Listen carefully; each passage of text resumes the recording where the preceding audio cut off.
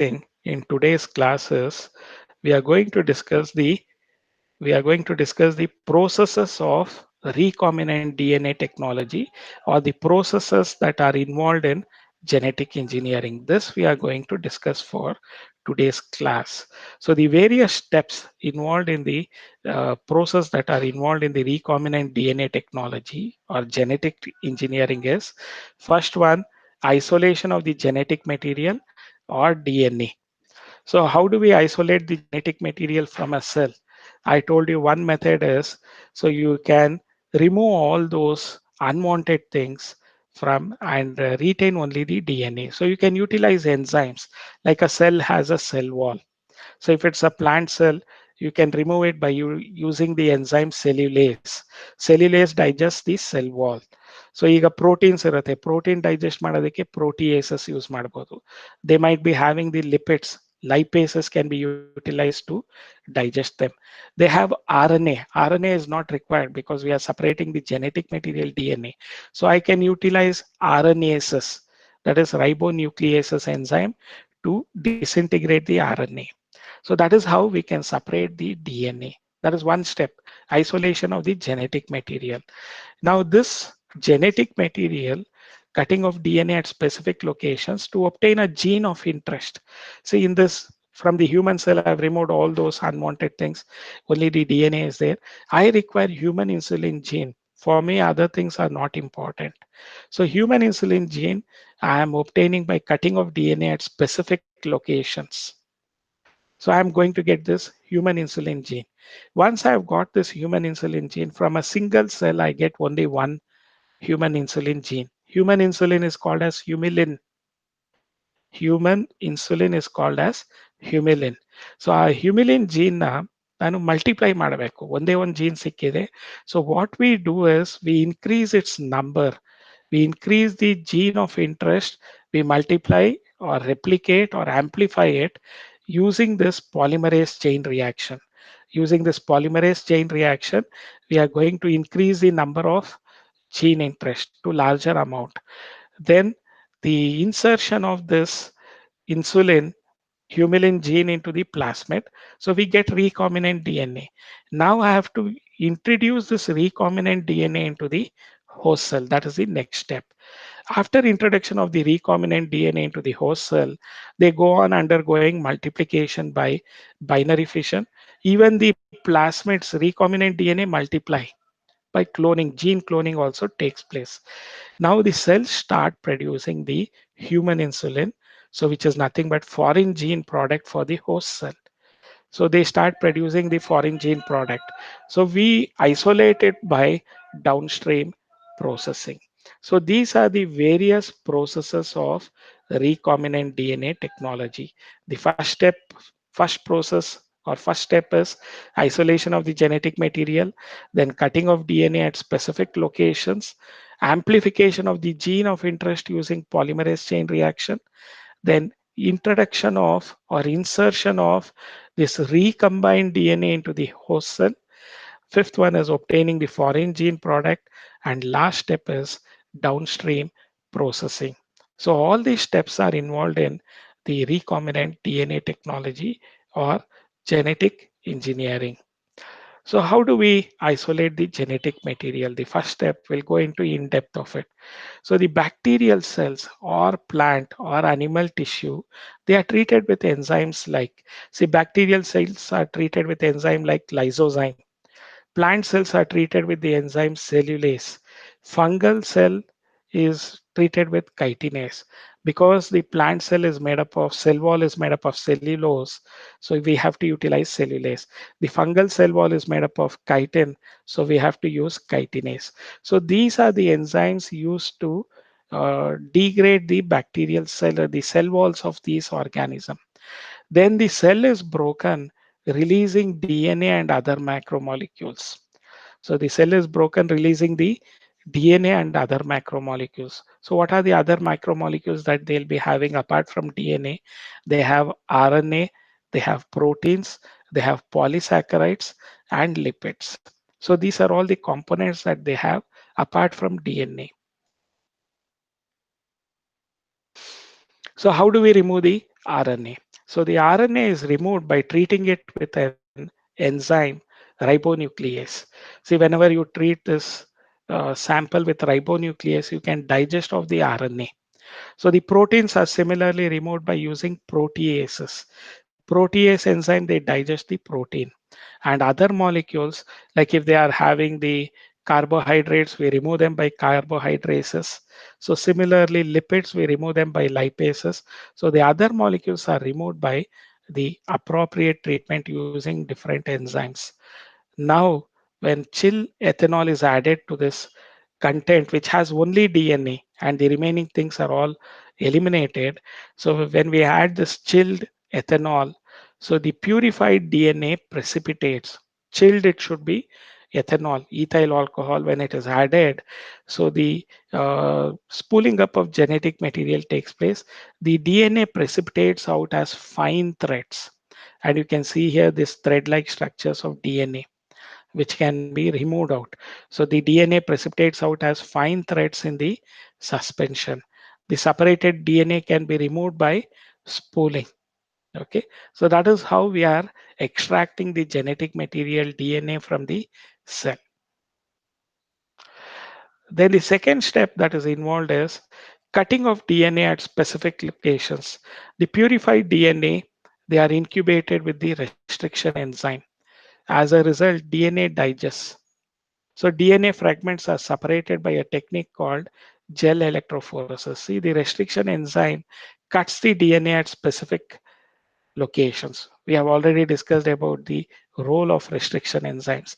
So the DNA fragments, they are broken up into fragments. The purified DNA, it is incubated with restriction enzyme, which cuts them at specific sequences. And now they form DNA fragments. So the DNA fragments are separated by a technique called as gel electrophoresis. So we use an agarose gel electrophoresis is employed. It is utilized to check the progression of restriction enzyme digestion. So on the gel electrophoresis plate, you can notice near the wells, the largest DNA bands are found. Away from this well, the smallest DNA fragments are noticed. So the largest DNA fragments are towards this wells and smallest DNA fragments are away from the well. So that you can notice. So the agarose gel electrophoresis is utilized to check the progression of restriction enzyme digestion. So DNA is negatively charged, so it moves towards anode. So DNA is always negatively charged and it always moves towards the anode. So DNA fragments are separated according to their size. So the DNA fragments are separated according to their size through the sieving effect of agarose gel. So this agarose gel has this gel sieving effect of agarose gel. So this agarose gel is a polymer from sievates. So small size fragment moves away from these uh, anode. So the large fragments they are towards the anode. So the small size fragments they move away from the anode. The process is repeated with the vector DNA also. So the wells are filled with the sample and you find the DNA fragments which are the largest DNA bands are seen near to the wells and smaller fragments are away from the wells. So DNA is negatively charged, so it always moves towards the anode. That is one point that you have to remember. So now the DNA fragments can be seen as bright orange colored bands whenever they are stained with ethidium bromide and exposed to UV radiations. If the DNA fragments are stained with ethidium bromide and they are exposed to UV radiations, you can notice that they have bright orange colored bands can be seen. So first they have to be treated with ethidium bromide and exposed to UV radiations, then we can see this DNA fragments as bright orange colored bands.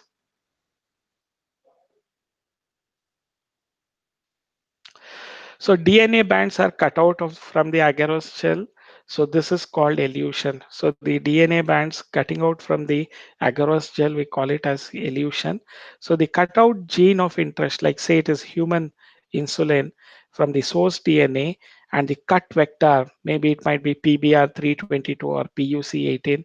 So the cut vector, they are mixed and ligase is added. So we are going to mix this cut vector, and by the same restriction enzyme it is cut, and the gene of interest, we are going to mix them together with ligase. So this is going to, whenever you are treating them with ligase, they are going to form recombinant DNA, where the gene of interest is pasted into this cut vector DNA. Now we have obtained a recombinant DNA with gene of interest. So the polymerase chain reaction is the process of synthesis of multiple copies of gene of interest in vitro, that is within the lab, using two sets of primer and the enzyme DNA polymerase. So we are using two sets of primers and an enzyme DNA polymerase. So you can see a PCR machine thermal cycler is there. So the polymerase chain reaction is the synthesis of multiple copies of the gene of interest in vitro, that is within lab, using two sets of primer and the enzyme DNA polymerase. What are primers? They are small chemically synthesized oligonucleotides. Nucleotides, they are oligonucleotides that are complementary to the region of DNA. Okay, so the amplification of gene of interest using PCR. So the various steps involved in polymerase chain reaction are three steps. First one is denaturation. Second step is annealing. Third step is extension. So three steps are involved in the polymerase chain reaction. So first step is denaturation or denaturation. Second step is annealing. Third step is extension. So DAE, you can remember the various steps involved in polymerase chain reaction are denaturation, annealing, and extension. So what is denaturation? It is a process in which the heating of target DNA is done. So that is gene of interest is done at high temperatures, that is around 94 degrees centigrade. The gene of interest is heated at high temperature to separate this double-stranded DNA. So we are going to do this denaturation process to separate the double-stranded DNA. So the heating of the target DNA or gene of interest at high temperatures, 94 degrees centigrade, to separate the strands.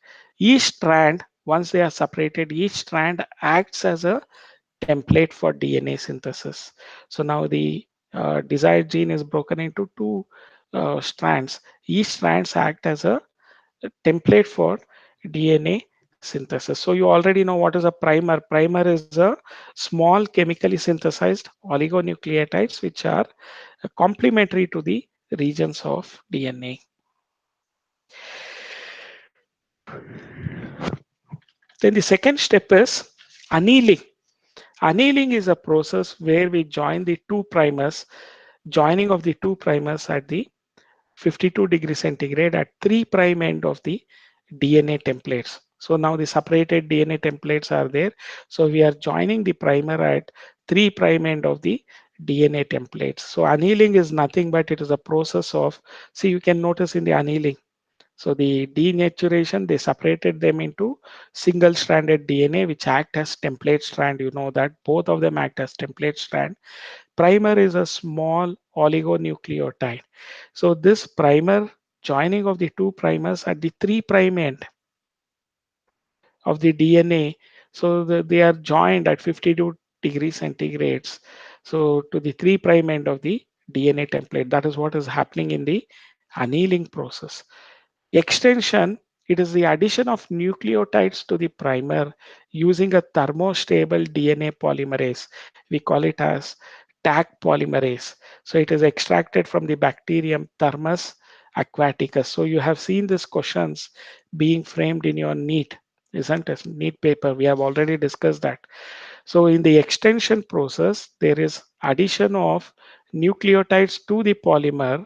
So they have to be extended throughout the length of this separated DNA.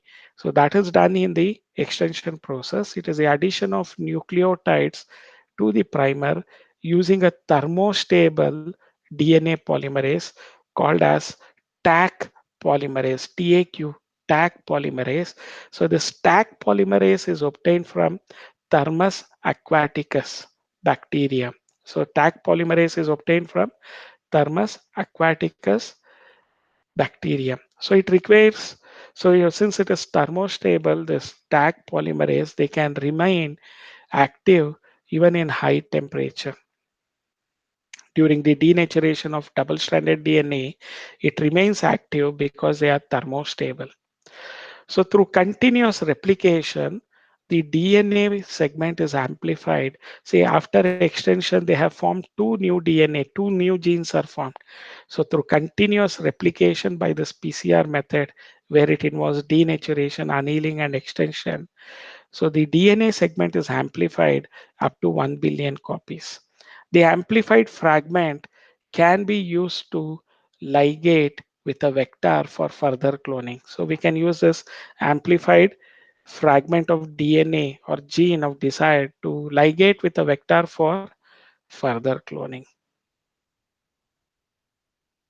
So this is what is taking place: denaturation, annealing, and extension.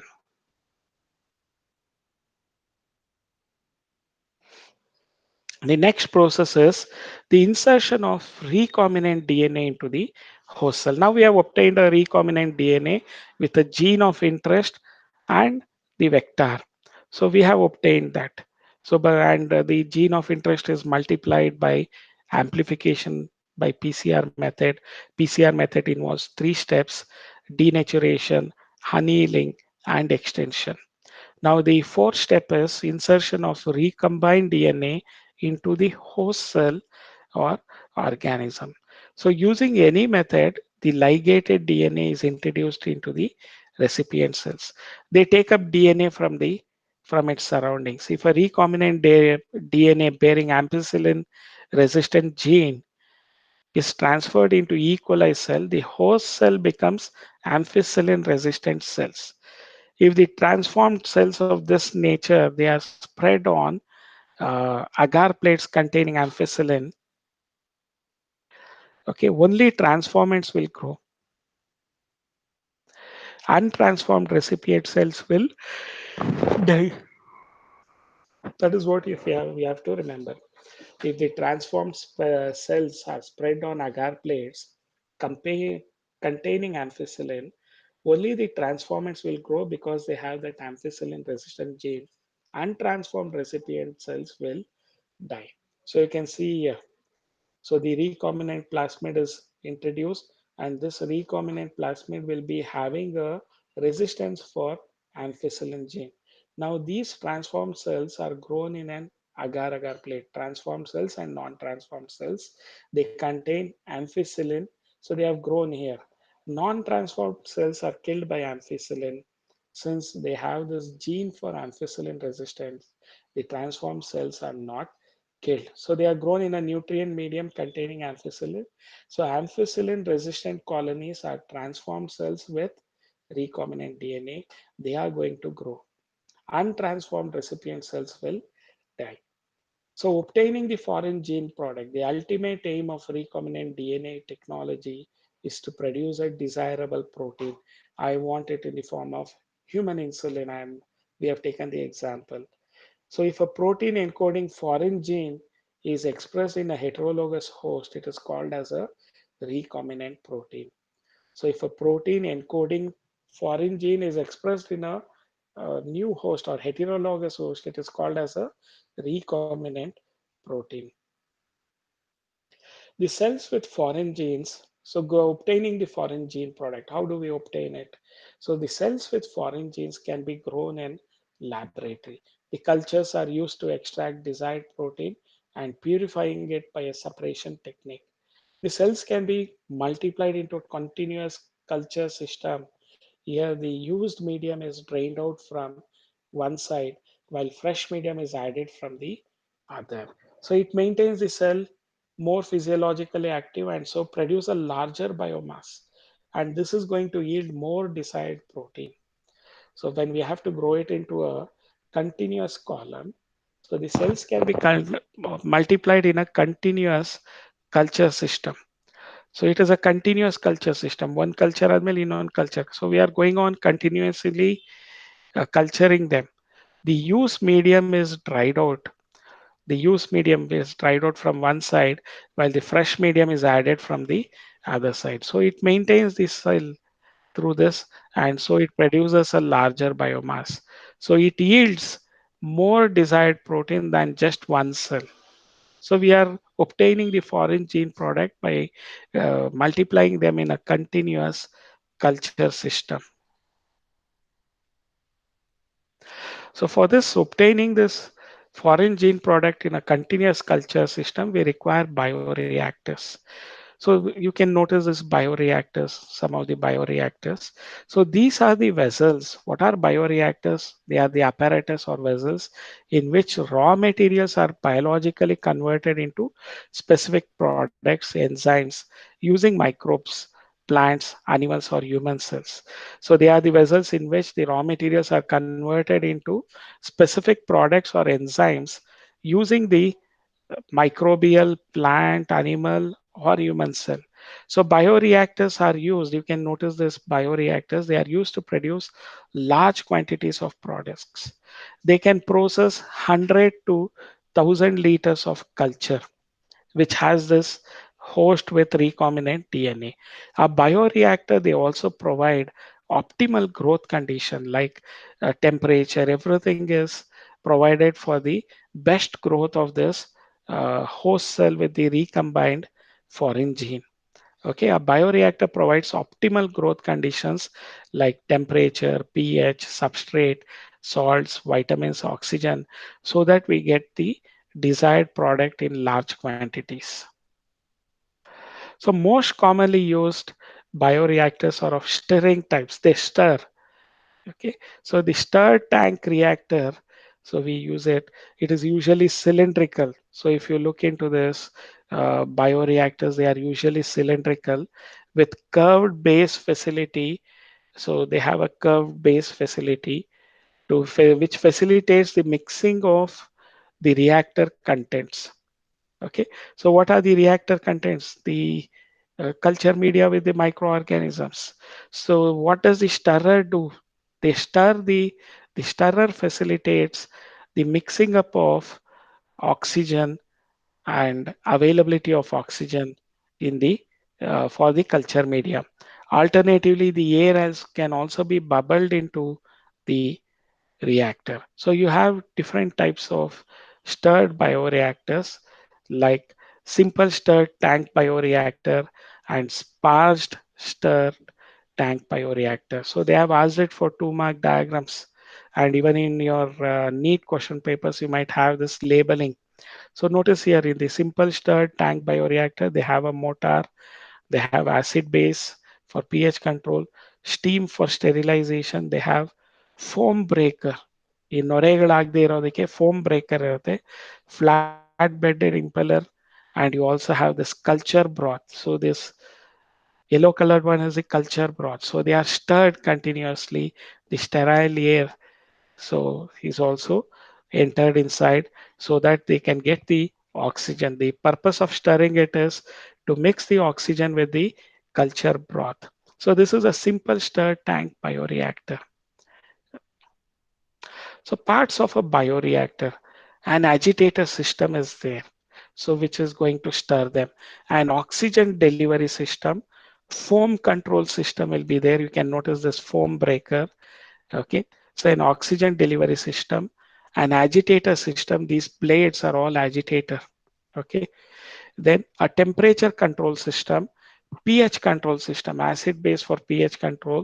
So there's also a temperature system, sampling ports for periodic withdrawal of the culture. So these are all the parts of a bioreactor.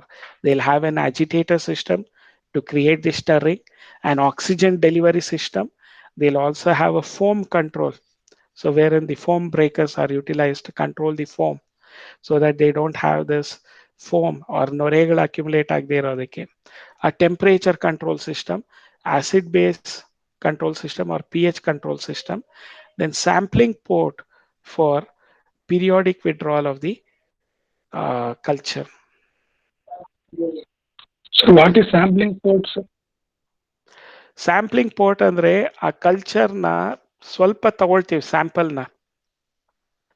Okay, periodic withdrawal of the culture. ಆ culture ತಗೊಂಡು study ಮಾಡ್ತೀವಿ. ಈಗ ಅದು human insulin secrete ಮಾಡ್ತಿದೆಯಾ, ಎಷ್ಟು amount secrete ಮಾಡ್ತಿದೆ, microorganisms ಇದೆಯಾ ಇಲ್ವಾ. Sampling port is just for checking whether the microorganisms are growing properly and what type of microorganism. Naviga, I would have introduced a host cell which can synthesize insulin and koli. So I should be getting the same. So periodic ಆಗಿ ಅದೊಂದು sample ತಗೊಂಡು, so this sample can also be used for growing the same type of bacteria in another bioreactor. ಅದನ್ನು ಮಾಡಬಹುದು. ಇನ್ನೊಂದು quality ಅನಾಲಿಸಿಸ್ಗೆ ಬೇಕಾಗತ್ತೆ. So for periodical withdrawal of the culture, so that we can use it for subculturing, ಇನ್ನೊಂದು to understand the quality and quantity of the bacteria and as well as the product that we have obtained. ಅದಕ್ಕೆ ಈ sampling port ಬೇಕಾಗತ್ತೆ. Especially in simple stirred tank bioreactor, you can notice all this. So whereas in sparse stirred tank, you can notice that they have this stirrer, okay, which can rotate. Then you can notice that the bubbles are going to form dramatically, which increase the oxygen transfer area. And you can notice the gas entrapment here. So sterile air bubbles are sparged. So they are given entry into this reactors, bioreactors. So you have for your study simple stirred tank bioreactor and sparged stirred tank bioreactor. So the increased surface area for oxygen transfer. Okay, gas entrapment area. So here you notice this stirrer part of it. Okay. So Kone step downstream processing, it is a series of processes such as separation and purification of products. After the biosynthetic stage, the separation and purification of products, we are doing it in the downstream processing. So the product is formulated with suitable preservatives. Such formulation undergoes clinical trials and strict quality control testing. So the product which is obtained, it is formulated with suitable preservatives. We are storing them with suitable preservatives. You don't require this diagram. Okay. So downstream processing ಅಲ್ಲಿ they have just told how it is extracted, purify ಹೇಗ್ ಮಾಡ್ತೀವಿ ಆ product obtain ಮಾಡಿರೋದ್ರಂತ. So you can just see that this diagram is not required. So what is downstream processing? It is a series of process such as separation of this obtained product and purification of product. ಈಗ ಬ್ಯಾಕ್ಟೀರಿಯಾನಲ್ಲಿ recombinant D N A ಕೊಟ್ಟಿದ್ವಲ್ಲ, ಅದು lactose synthesise ಮಾಡಿರ್ಬೋದು, ಜೊತೆಗೆ human insulin synthesise ಮಾಡಿರ್ಬೋದು. So ಈ down stream process ಅಲ್ಲಿ ನಾವೇನ್ ಮಾಡ್ತೀವಿ, ಅದನ್ನ ಸಪರೇಟ್ ಮಾಡ್ತೀವಿ. ನಮ್ಗೆ ಬೇಕಾಗಿರುವಂತ ಪ್ರಾಡಕ್ಟ್, ಈಗ ಹ್ಯೂಮನ್ ಇನ್ಸುಲಿನ್ ಬೇಕಾಗಿದೆ ಅಂದ್ರೆ ವಿ ಸಪರೇಟ್ ದಟ್. ಓಕೆ, ಆ ಪ್ರಾಡಕ್ಟ್ ಸಪರೇಟ್ ಮಾಡಿ, ಸೊ ಅದನ್ನ ಡೌನ್ ಸ್ಟ್ರೀಮ್ ಪ್ರೊಸೆಸಿಂಗ್ ಅಲ್ಲಿ ಸಪರೇಟ್ ಮಾಡ್ತೀವಿ, ಪ್ಯೂರಿಫೈ ಮಾಡ್ತೀವಿ. So the product is formulated with suitable preservatives. Such formulation, so suitable preservatives for longer duration ಇರೋದಕ್ಕೆ ಮಾಡ್ತೀವಿ. ಈ formulation they undergo clinical trials and strict quality control testing, because tomorrow they would be used as medicine. So ಈಗ ನೀವು medicines ಎಲ್ಲ ನೋಡಿದ್ರೆ batch number ಹಾಕಿರ್ತಾರೆ. ಯಾವ batch number ಅನ್ನೋದನ್ನ ಬ್ಯಾಚ್ ನಂಬರ್ದು ಸ್ಯಾಂಪಲ್ ತಗೊಂಡು ಚೆಕ್ ಮಾಡಿರ್ತಾರೆ. Quantity, quality, and what is its chemical nature, quantity as well as quality they would have checked it. ಅದಕ್ಕೆ ಪ್ರತಿ ಮೆಡಿಸನ್ಗೂ ಒಂದೊಂದು ಬ್ಯಾಚ್ ನಂಬರ್ ಇರುತ್ತೆ, ಆ ಬ್ಯಾಚ್ ಮೆಡಿಸನ್ ಅಂತ. So okay, so this quality control testing is done. So this formulation, that is the product, ಈಗ human insulin obtain ಆಗಿದೆ ಅಂದ್ರೆ ಅದನ್ನ ಒಂದು ಸೂಟಬಲ್ ಪ್ರಿಸರ್ವೇಟಿವ್ ನಲ್ಲಿ ಪ್ರಿಸರ್ವ್ ಮಾಡ್ತಾರೆ ಫಾರ್ಮುಲೇಷನ್ ಆಗಿ. ಇದು ಪ್ರತಿ ಸಲ ಕ್ಲಿನಿಕಲ್ ಟ್ರಯಲ್ ಮಾಡ್ತಾರೆ, ಪ್ರಾಣಿಗಳ ಮೇಲೆ ಪ್ರಯೋಗ ಮಾಡ್ತಾರೆ.